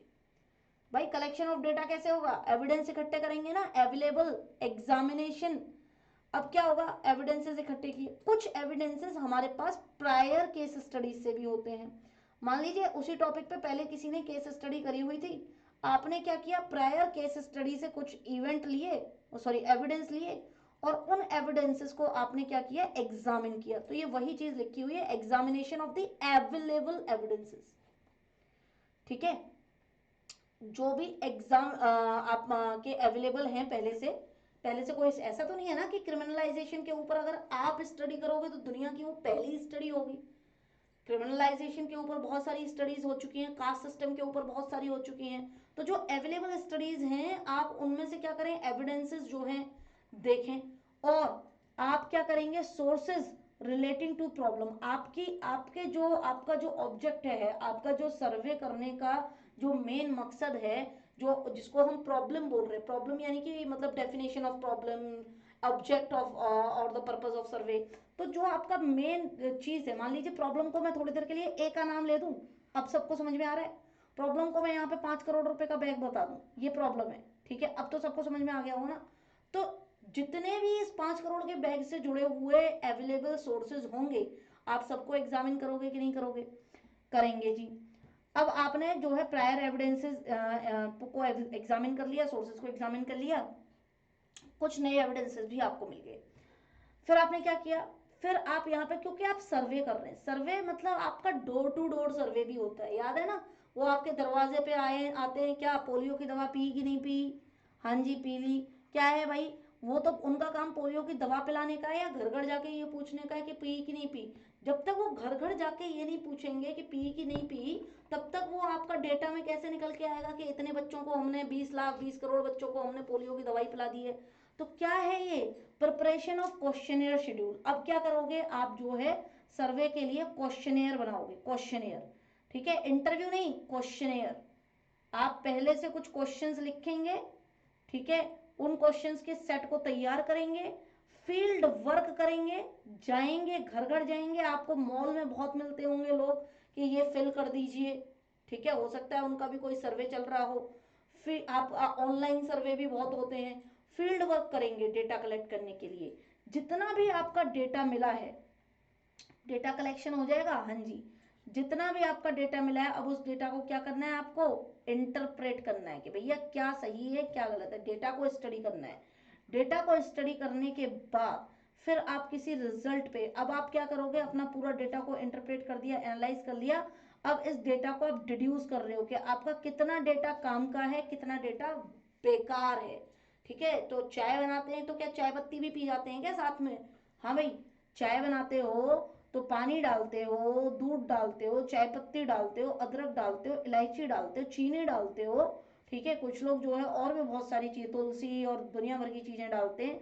तो क्या जब चाय बन जाती है तो उसको बिना छाने ही पी जाते हो? नहीं मैम, छान के पीते हैं। छान के पीते हैं यानी कि मान लीजिए कि आपका डेटा कलेक्शन करने के बाद में डेटा आया बहुत बड़ा, उसको आपने इंटरप्रेट किया। इंटरप्रेट करने के बाद उस डेटा को आप छानोगे कि नहीं छानोगे? यानी कि काम काम की चीज निकालोगे ना। चाय पीनी है हमको, हमको चाय पत्ती थोड़ी खानी है। तो डिड्यूस करोगे आप, फिर उसको आप ग्राफिकल एक्सप्रेशंस में डालोगे, ठीक है, रिजल्ट्स तैयार करने के लिए। टेबुलेशन बनाओगे, टेबल्स की फॉर्म में डालोगे, और इस तरीके से आप अपने सर्वे के रिजल्ट पे पहुंचेंगे। तो दीज आर दी स्टेप्स। कहने को तो बस आप यहाँ से भी पढ़ सकते थे, लेकिन इसको समझना बहुत जरूरी है। एक एक चीज स्टेप बाय स्टेप हो रही है। ऐसा नहीं है कि डेफिनेशन ऑफ प्रॉब्लम पहले कर दी और ऑब्जेक्टिव नीचे लिखा है। दिमाग में पहले से ही ऑब्जेक्टिव क्लियर होगा कि मेरे को चाय बनानी है, तभी उठ के जो है क्या करोगे, किचन में जाओगे। किचन में जाओगे तो पता चलेगा कि दूध नहीं है। ऐसा तो नहीं है कि दूध नहीं है, दूध ले आए, हाँ दूध ले आए, अब चलो चाय बनाते हैं। पहले से दिमाग में रहता है कि हाँ हमको चाय बनानी है, चाय पीनी है। तो जब चाय पीनी है तब हम देखते हैं भैया हाँ पानी आ रहा है कि नहीं आ रहा है, पानी है कि नहीं है। चलो पानी नहीं है तो दूध है कि नहीं है, चीनी है, पत्ती है कि नहीं है। ऐसा तो नहीं है कि चाय पत्ती लेना, तुम पहले डेफिनेशन एक काम किया कि हम जो है पहले आज तक हमने चाय नहीं पी, लेकिन हम दार्जिलिंग से चाय पत्ती लेके आए हैं तो अब हम चाय बना के पियेंगे। नहीं, चाय पीनी होगी तो ही चाय पत्ती खरीदोगे, समझे कि नहीं। तो ऑब्जेक्टिव पहले आएगा, डेफिनेशन ऑफ प्रॉब्लम बाद में आएगी, फिर एविडेंस इकट्ठा करोगे, चाय बनाने के लिए सामग्री, फिर क्वेश्चंस कि भैया चाय जो है, फिर आप सबसे पूछोगे चाय बनाने की सामग्री आपके पास। अच्छा ऐसा भी तो नहीं होता होगा ना तुम्हारे साथ में कि सबसे पूछ लिए कि हाँ किसको मीठी पीनी है, किसको फीकी पीनी है, किसको इलायची वाली, किसको अदरक वाली, और घर में तुमने देखा नहीं है कि इलायची अदरक है भी कि नहीं है। अब मान लो 3 लोगों ने बोला कि मेरे को इलायची और अदरक की मिक्स चाय पीनी है, और किसी ने एक ने बोला कि मेरे में तुलसी के पत्ते भी डाल देना। अब तुम देख रहे हो कि हाँ अदरक तो है ही नहीं, पहले ही पूछ आए तुम, पहले ही पूछ के आ गए। अब तुम जब जो है अपनी एकदम ऐसी शर्मीली सी शक्ल लेके जा रहे हो, अदरक तो खत्म ही हो गया है, ठीक है। फिर सामने वाला कहेगा ठीक है तो फिर मेरी मत बनाना, मैं तो अदरक वाली पीता हूँ। तो एविडेंस पहले से ही इकट्ठा करोगे कि हाँ भाई क्या है। प्रायर, पहले से प्रायर केस स्टडीज क्या है, प्रायर एग्जामिनेशन करोगे। और फिर जो है आप सवाल पूछोगे कि हाँ भाई किसको अदरक वाली चाय चाहिए, किसको जो है इलायची वाली चाय चाहिए। फिर आप क्वेश्चन पूछोगे। फिर जो है वो बोलेंगे कि हाँ हम पियेंगे अदरक वाली, ठीक है। कहीं कोई ब्लैंक स्लाइड मिल जाए तो ज़्यादा बढ़िया है, रुक जाओ, हाँ इधर। तो याद करो स्टेप्स, स्टेप्स याद करो, अभी याद करो, ठीक है। सबसे पहले क्या था, ऑब्जेक्टिव, मेरे को क्या करनी है, चाय बनानी है। उसके बाद मुझे पता चला कि नहीं भाई मेरे पास तो दूध ही नहीं है, डेफिनेशन ऑफ प्रॉब्लम। तो अपनी प्रॉब्लम क्या है कि अपने को दूध चाहिए सबसे पहले, ठीक है। मतलब क्योंकि अपने को, चलो दूध छोड़ो, चाय पत्ती, चाय बनानी है ना, हाँ चाय बनानी है तो चाय पत्ती रखो, मेन इंग्रेडिएंट चाय पत्ती रखो। तो ऑब्जेक्टिव अपना चाय बनाना है, चाय पीना है, चाय पत्ती अपनी क्या है, मेन प्रॉब्लम है।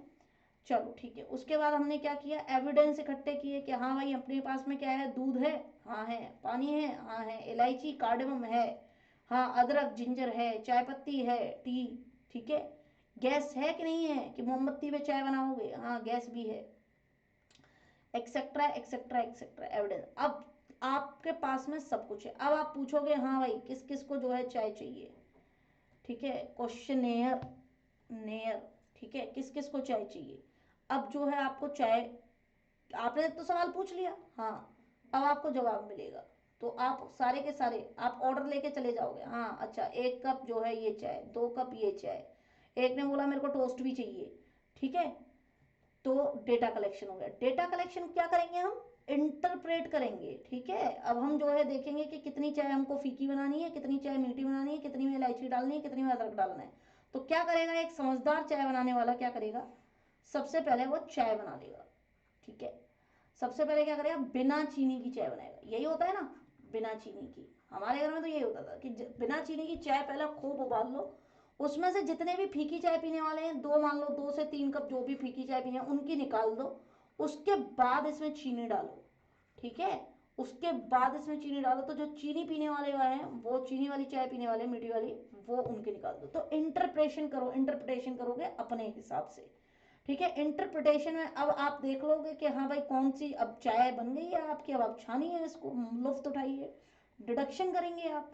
डिडक्शन करने के बाद आपको क्या मिल जाएगा, रिजल्ट मिल जाएगा। तो ये क्या हो गया जी, सर्वे के स्टेप हो गए। बन गई चाय, हाँ बन गई चाय, रिजल्ट आ गई जी, रिजल्ट, ठीक है। चलो, तो ये याद रखना, ऐसे याद रख लेना, ठीक है। कीवर्ड्स को याद रखेंगे तो आप आगे लिख पाएंगे। अगर कीवर्ड्स ही याद नहीं रहेंगे तो आगे क्या लिख पाएंगे। ये आपने अभी याद किया, अभी पहली बार पढ़ा है। अब आप इसको बार बार जब पढ़ेंगे तो आपको जो है ज़्यादा अच्छे से चीज़ें पता पड़ेंगी। ग्राफिकल एक्सप्रेशन करेंगे, टेबुलेशन करेंगे, टेबल बनाएंगे डेटा की, ठीक है। तो ये जो सोशल सर्वे होता है बेटा, यहाँ पर मेन चीज़ क्या है, डेटा कलेक्शन से रिलेटेड है, ठीक है। जिस भी चीज़ के ऊपर आप स्टडी कर रहे हो उसका डेटा कलेक्शन तो आपको करना ही है। तो सोशल सर्वे, जितने भी सर्वे होते हैं उनमें डेटा कलेक्शन सबसे इम्पोर्टेंट पार्ट होता है। ये डेटा कलेक्शन किसी पर्टिकुलर, ऐसा तो नहीं है ना कि आंगनवाड़ी के आपसे मतलब आपसे पूछा था कि मिड डे मील का डेटा लेके आओ और आप जो है प्रौढ़ शिक्षा का डेटा लेके आ गए, नहीं। तो जो रिलेटेड प्रॉब्लम है, रिलेटेड टू सम प्रॉब्लम, जो आपका डिफाइंड प्रॉब्लम है, डेफिनेशन ऑफ प्रॉब्लम, उसी का डेटा आप लेके जाएंगे। और ये जो है बहुत ही ज़्यादा सोशल इंपॉर्टेंस का होता है, ठीक है, विद द व्यू, क्योंकि आप सोशल सर्वे से क्या करते हैं, इफेक्टिव सॉल्यूशन निकालते हैं किसी भी सोशल इंपॉर्टेंट एस्पेक्ट की। सर्वे जो है नॉर्मली लिमिटेड होते हैं फिक्स जियोग्राफिक एरियाज में, जैसे कि मान लीजिए जिला स्तर पे कोई सर्वे हुआ है, प्रदेश स्तर पे हुआ है, ऐसे आप देश के स्तर पे भी, जैसे जनसंख्या गणना क्या है, जनसंख्या गणना, ठीक है, ये क्या है, सर्वे है, ठीक है। हर 10 साल में होता है पॉपुलेशन का, ठीक है। तो फिक्स जियोग्राफ, अब ऐसा तो नहीं है ना कि अपनी जनसंख्या गणना के सर्वे में आप पाकिस्तान की जनसंख्या भी गिने आए हो, हाँ ऐसा तो नहीं करोगे। To a fix geographical area, तो जो इंडिया की टेरिटरी है, ठीक है, जो इंडिया की टेरिटरी है उसी का जो है आप करोगे ना, उसी का करोगे, है कि नहीं। तो जो इंडिया की टेरिटरी है उसी का करो, तो फिक्स जियोग्राफिकल एरिया, और कन्फाइंड टू डिफाइंड पॉपुलेशन, जिस पॉपुलेशन का करना है उसी का करोगे। जैसे कि जब आप जनसंख्या की गणना करते हैं तो आप प्रदेश स्तर पे भी बताते हैं, तो हर प्रदेश स्तर पे, आप जिले स्तर पे भी जो है, तो वो कैसे होती है, वो बिल्कुल नीचे से होती है, गांव में कितनी जनसंख्या, फिर जिले में कितनी जनसंख्या, फिर प्रदेश में कितनी जनसंख्या, तो हर जिले की आपको जनसंख्या पता होगी, हर गांव की जनसंख्या पता होगी, तो आप बता सकते हो कि किस प्रदेश में किस जिले की जनसंख्या सबसे ज़्यादा है। तो क्योंकि ये जियोग्राफिकल डिफाइंड एरियाज में होती है। बेसिक प्रोसीजर मैंने आपको समझा ही दिया है। बेसिक प्रोसीजर में क्या है कि आप नंबर ऑफ क्वेश्चन पूछते हैं, जैसे जनसंख्या गणना में तुम्हारे घर पे आते होंगे तो सबसे पहले सवाल पूछते होंगे कि तुम्हारे घर में कितने लोग हैं, आप बताओगे मान लीजिए 6 लोग हैं, आपसे पूछेंगे कौन कौन है, ठीक है, आप बताओगे, उनके नाम लिखवाओगे, उनकी एज लिखवाओगे, शादीशुदा कितने हैं, बिना शादीशुदा कितने हैं, काम कितने करते हैं, काम कौन नहीं करता है, पढ़ने वाले कितने हैं, बिना पढ़ने वाले कितने हैं। तो ये सारी, तो आपसे ये सवाल पूछे जाते हैं, और वो अपने मन से तो सवाल पूछते नहीं है, उनको हर घर पे जाके यही सवाल पूछना है, हर घर पे जाके। इसका मतलब क्या है, ये क्वेश्चन सेट क्वेश्चंस, ठीक है, वही सारी चीजें जो मैंने आपको अभी समझाई हैं। तो total group of people whose attitude, opinion और बिहेवियर, ठीक है। जब अब ये तो जनसंख्या गणना तो एक एग्जाम्पल हो गया इसका, जब हम सर्वे करते हैं तो सोशियोलॉजिस्ट जिस चीज में इंटरेस्टेड हैं वो है एस्पेक्ट ऑफ बिहेवियर, यानी कि लोगों का क्या बिहेवियर है। तो एटीट्यूड क्या है, ओपिनियंस क्या है, बिहेवियर क्या है। सोशियोलॉजिस्ट इसको कहते हैं पॉपुलेशन, ठीक है। पॉपुलेशन सोशियोलॉजिस्ट किसको कह रहे हैं, पूरी जनसंख्या को कह रहे हैं क्या, नहीं, जिस जितने लोगों के ऊपर सोशियोलॉजिस्ट स्टडी कर रहे हैं उनको वो अपने लिए पॉपुलेशन मानते हैं, उनको बाकी दुनिया से कोई मतलब नहीं है। उनकी रिसर्च कितने लोगों पे चल रही है, मान लीजिए 100 लोगों पे चल रही है, तो सोशियोलॉजिस्ट के लिए पॉपुलेशन क्या होगी, 100 होगी। पीपल आर केयरफुली सेलेक्टेड, ऐसा नहीं है किसी को भी उठा लें। तो जिस टॉपिक पे आप सर्वे कर रहे हो उसी टॉपिक से जुड़े हुए लोगों को आप जो है सर्वे के लिए क्वेश्चन पूछेंगे। ऐसा तो नहीं है कि जनसंख्या गणना कर रहे हैं भारत की और श्रीलंका के लोगों का सर्वे लेके आ रहे हैं। So these are asked to answers exactly the same questions so that the replies of different category of respondent may be examined for differences। तो सेम क्वेश्चन अलग अलग 100 लोगों से पूछोगे आप, पॉपुलेशन से पूछोगे, उनके अलग अलग आंसर्स को क्या करेंगे आप जो है क्या करेंगे, उनके रिप्लाईज को नोट करेंगे।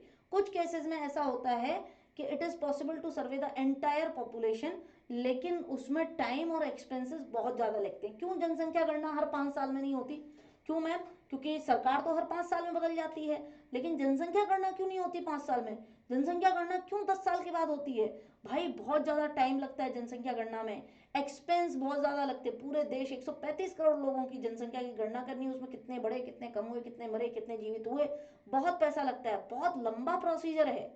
ठीक है, इसीलिए एंटायर पॉपुलेशन के ऊपर आप सर्वे नहीं कर सकते हो। जनसंख्या गणना ही एक इकलौता ऐसा सर्वे है देश के अंदर जो पूरे देश पे एक साथ होता है। तो हम जो है किसी अदर सर्वे में क्या करते हैं, population is small and confined to a limited geographical area. ठीक है, तो ये सारी चीजें हैं। अब एक तो है पॉपुलेशन, अब इस पॉपुलेशन में से भी क्या होता है, जैसे मान लीजिए आपने 10,000 लोगों की पॉपुलेशन ली, ठीक है, मान लो आप दिल्ली के ऊपर स्टडी कर रहे हो। अब दिल्ली की जनसंख्या तो बहुत है मैम, हाँ, पूरे देश का तो डेटा नहीं ले रहे हो ना आप, दिल्ली का ले रहे हो। दिल्ली की जनसंख्या तो बहुत ज्यादा है, मान लीजिए 10 लाख, 1 करोड़ मान लो, 1 करोड़ मान ली, कई ढाई सैकड़ा हजार 10,000 लाख 10 लाख करोड़। अब इन 10 लाख लोगों के ऊपर अध्ययन नहीं करोगे ना, एक्सेप्ट जनसंख्या, जनसंख्या की बात नहीं कर रही हूँ मैं अभी, किसी भी अदर एस्पेक्ट की। हो सकता है इन 1 करोड़ लोगों में से आप 1,000 लोगों को क्या करें, सेलेक्ट करें कि मैम पॉपुलेशन साइज ये है, उनमें से हम इस पे कर रहे हैं। तो ये क्या हो गया मैम, ये हो गया सैंपल साइज। सैंपल कहने का मतलब है, आपने वो देखा है क्या, कोई साड़ी का सैंपल दिखाने आया है, हाँ, कोई बिजनेसमैन हो, आप लोगों की फैमिली में कोई, तो भाई मतलब आप हमारा माल खरीद लीजिए, तो आप क्या करोगे, सबसे पहले सैंपल देखोगे। आप मान लीजिए साड़ी भी छोड़ो, आपके घर के बाहर कोई अचार वचार बेचने वाले आते हैं, तो वो या फिर बसेस के अंदर अचार बेचने वाले ये सब, या आप बस बस के अंदर वो बाम बेचने वाला आप बहुत आता था बचपन में, कभी देखा हो, कभी बस में बैठे हो, रोडवेज बस में, प्राइवेट बस में, तो वो बाम बेचने वाला बहुत आता था।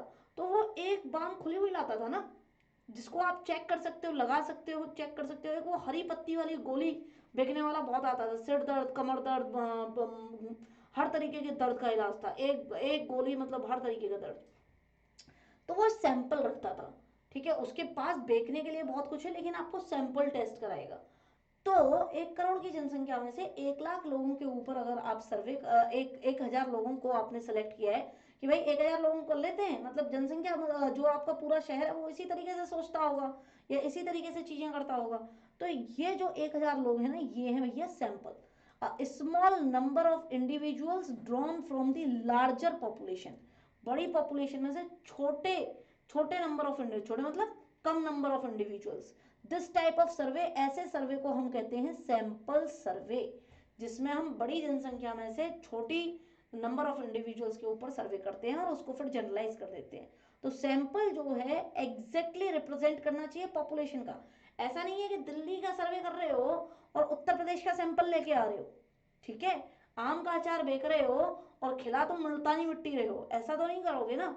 तो अगर आपका सैंपल एग्जैक्टली उसी जगह का नहीं है जिस जगह पर आप सर्वे कर रहे हैं, जिस चीज के बारे में आप सर्वे कर रहे हैं, तो आपके जो भी कंक्लूजन आएंगे वो वैलिड नहीं होंगे। वो वैलिड सिर्फ उतने ही लोगों के लिए होंगे, वो वैलिड उन्हीं 1,000 लोगों के लिए होंगे जो यूपी से आए हैं, ना कि दिल्ली के लोगों के लिए। तो एक्चुअल पीपल के ऊपर वो वैलिड नहीं हो, एक्चुअल पीपल के ऊपर ही वैलिड होगा, वो जनरलाइज नहीं हो पाएगा, वो होल एंटायर पॉपुलेशन के ऊपर, दिल्ली की पॉपुलेशन के ऊपर तो नहीं लग पाएगा। हु वर सर्वेड, अब जैसे कि दिल्ली में भी अगर आप 1,000 लोगों को लोगे, तो क्या सारे के सारे ईस्ट दिल्ली के लोगों को ले लोगे क्या, ईस्ट दिल्ली, पूर्वी दिल्ली के लोगों को ले लोगे क्या, नहीं। आप ईस्ट भी लोगे, आप वेस्ट भी लोगे, आप साउथ दिल्ली जिसको पॉश मानते हैं, पॉश दिल्ली मतलब एकदम अमीरों वाली दिल्ली, जो कि ईस्ट दिल्ली से बिल्कुल ही अलग है, ठीक है, ईस्ट दिल्ली बिल्कुल ही अलग है, वहां पे नाले वाले खूब है आपको, जो साउथ दिल्ली एकदम प्लैंड मिलेगी आपको। तो east Delhi, west Delhi, south Delhi, north Delhi, central Delhi, आप हर जगह के मान लो, हर जगह के 200-200 लोगों को लोगे कि नहीं लोगे 1000 बनाने के लिए, तभी तो आपके पास में पूरी दिल्ली का मिला जुला डेटा आएगा, तभी तो आप उसको पूरी एंटायर पॉपुलेशन पे लगा सकते हो।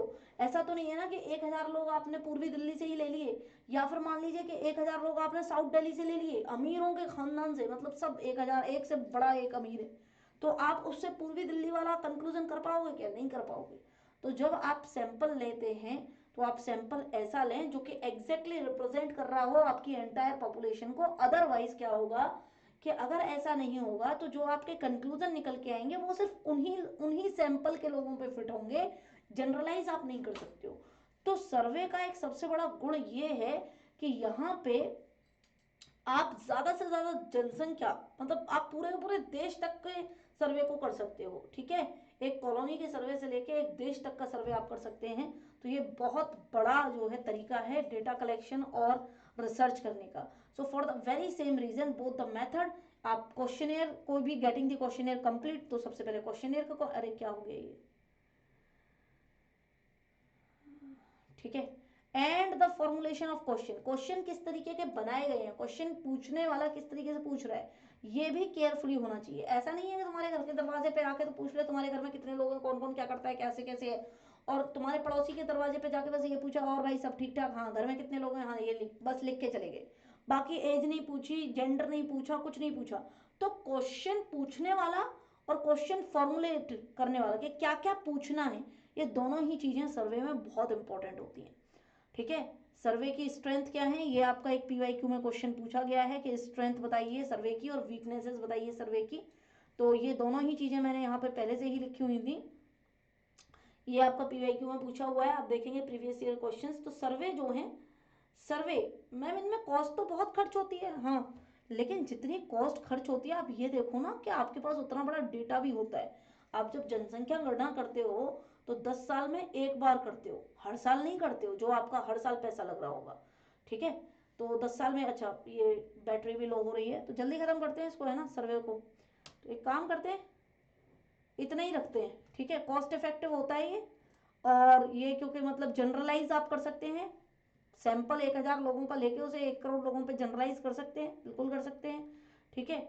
और यहाँ पर जो है रिलायबल मेथड है ये इंक्वायरी का, सबसे ज़्यादा बेहतरीन तरीका यही है इंक्वायरी का, इन्वेस्टिगेशन का, रिसर्च का, ठीक है, सबसे, क्योंकि आपको यहाँ पर जो है क्वेश्चनियर सेट है और उसके डिफरेंट डिफरेंट रिप्लाईज मिलेंगे, तो आप इंटरप्रेट करके अपने आप डिडक्शन करके ग्राफिकल एक्सप्रेशंस बना सकते हैं, ठीक है। और आप अगर सोशोलॉजिस्ट हैं तो आप उस फील्ड के क्या हैं, उस फील्ड के जानकार हैं, ऐसा नहीं है कि हर कोई जाके सर्वे कर लेगा। तो और चौथी है वर्सेटैलिटी। तो ये 4 चीजें, कॉस्ट इफेक्टिवनेस, जनरलाइजेबिलिटी, रिलायबिलिटी और वर्सेटाइल। वर्सेटाइल यानी कि विभिन्नता, विभिन्नता, ठीक है। सर्वे रिसर्च के अंदर बहुत ज्यादा विभिन्नताएं होती हैं, यहाँ पर हर तरीके का, ईस्ट दिल्ली का भी व्यक्ति मिलेगा आपको, वेस्ट का भी मिलेगा, साउथ दिल्ली का पॉश व्यक्ति मिलेगा, सेंट्रल दिल्ली भी मिलेगी आपको यहाँ पे, और आपको यहाँ पे नॉर्थ दिल्ली भी मिलेगी, ठीक है। अगर आप दिल्ली का हो तो आपको क्या है, हर तरीके का लोग व्यक्ति मिलेगा, हर तरीके के प्रोफेशन के लोग मिलेंगे, तो आप जो है उनसे उनकी मनोभावनाओं को समझ सकते हैं, आप कंस्ट्रक्ट कर सकते हैं, एडमिनिस्टर कर सकते हैं सर्वे को अपनी स्किल्स का यूज करके, ठीक है। तो इसको कल और डिस्कस कर लेंगे, वीकनेसेस करानी है, उसके बाद वेरिएबल्स बचा है आपका, फिर वेरिएबल्स के बाद में सैम्पलिंग, बहुत ही छोटा सा है, सैम्पलिंग कैसे करते हैं कि मैम ये सबसे पहले कराऊंगा मैं सैम्पलिंग, क्योंकि हमने सैंपल साइज की बात करी थी। तो सैम्पलिंग, सैम्पलिंग क्या होता है, एंटायर पॉपुलेशन का सबसेट होता है, यही तो कराया था ना, 1 करोड़ जनसंख्या में से आपने 1000 ले लिए, तो ये क्या है, सैंपल है, ठीक है। तो इसको समझेंगे कि सैंपलिंग कितने तरीके की होती है, प्रोबेबिलिटी सैंपलिंग, और ये बहुत ज्यादा आती है, बहुत ज्यादा, ठीक है। तो कल की क्लास बहुत इंपॉर्टेंट होने वाली है आप लोगों के लिए, क्योंकि आप प्रीवियस ईयर क्वेश्चन पेपर उठा के देख लीजिएगा, सैम्पलिंग से बहुत क्वेश्चन आते हैं। फिर हाइपोथेसिस बची है आपकी, बहुत ही इजी टॉपिक है हाइपोथेसिस, और उसके बाद में last topic reliability, validity and tabulation, ठीक है, सॉरी ट्रायंगुलेशन, और इसके बाद में ये खत्म हो जाएगा। तो आज जितना पढ़ाया उसको पढ़ लीजिए ढंग से, कोई भी दिक्कत हो, प्रोबेबिलिटी सैंपलिंग देखो पूछिए 2019 में 10 नंबर में, ठीक है साहब। 2020 में स्ट्रेंथ और वीकनेस पूछी है, 4 स्ट्रेंथ अभी मैंने आपको डिस्कस करी थी, उनको और अच्छे से डिस्कस करेंगे। सोशल रिसर्च 2020 में पूछा है ये। 2016 में पार्टिसिपेंट ऑब्जर्वेशन पूछा है 20 नंबर में, ठीक है। और कैसे रिलायबिलिटी वैलिडिटी वाला टॉपिक है उसको 10 नंबर में पूछा है 2017 में। वेरिएबल्स आपसे पूछे हैं 2017 में। हाइपोथेसिस कल वाला टॉपिक बहुत इंपॉर्टेंट है, इसलिए कह रहे हैं probability, sampling, reliability validity, variable, hypothesis सब, ठीक है। वेरिएबल क्या होता है, इनका रोल क्या होता है, रैंडम सैम्पलिंग, ठीक है, रैंडम सैम्पलिंग। उसके बाद में एक साइबरनेटिक हायरार्की ऑफ कंट्रोल है, ये क्वेश्चन अलग से कराऊंगा, ये 2010 में पूछा था। 2014 के बाद में सिलेबस बदल गया था काफ़ी ज़्यादा, और सिलेबस बदलने के बाद जो है ये आपका इस यूनिट से हट गया ये पोर्शन। सेरेंडिपिटी क्या होती है और ये सारी चीज़ें हट गई थी, ये 2010 में पूछी थी। नोमेथेटिक आइडियोग्राफिक मेथड क्या होती है, ये मैं बाद में कराऊँ। और कंटेंट एनालिसिस ये मैं आपको ज़रूर कराऊंगा, ये आपके लिए इंपॉर्टेंट है, ठीक है। तो ये हम सब कराएंगे अब बाद में, लेकिन कल हम जो है जो आज के टॉपिक्स बचे हुए हैं, रिलायबिलिटी वैलिडिटी 2011 में पूछा था, उन सबको खत्म करेंगे। उम्मीद है कि आपको समझ में आ गया होगा। जिसने सब्सक्राइब नहीं किया है काइंडली आप लोग सब्सक्राइब कर लीजिए। टेलीग्राम का लिंक दिया हुआ है तो आप लोग उसको ज्वाइन कर सकते हैं, वहाँ पे आपको पीडीएफ मिल जाएंगे जब आपकी यूनिट खत्म हो जाएगी। पहली दोनों यूनिट के ऑलरेडी टेलीग्राम में नोट्स मैंने दिए हुए हैं, ठीक है। चलिए बाय।